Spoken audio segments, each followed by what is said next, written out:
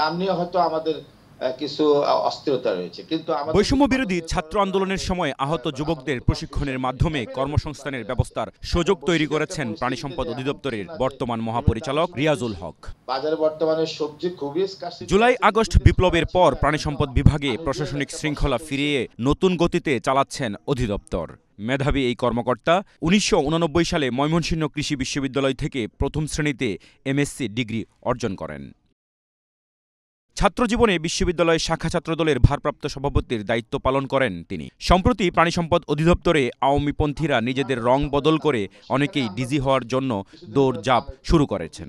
সেটা নিয়ন্ত্রণে এসছে, সবাই মিলে আমরা একসাথে কাজ করছি। এরই প্রেক্ষিতে অধিদপ্তরের কর্মকর্তা কর্মচারীরা বর্তমান ডিজিকেই এক্সটেনশন করার জন্য দাবি জানান উপদেষ্টার দপ্তরে।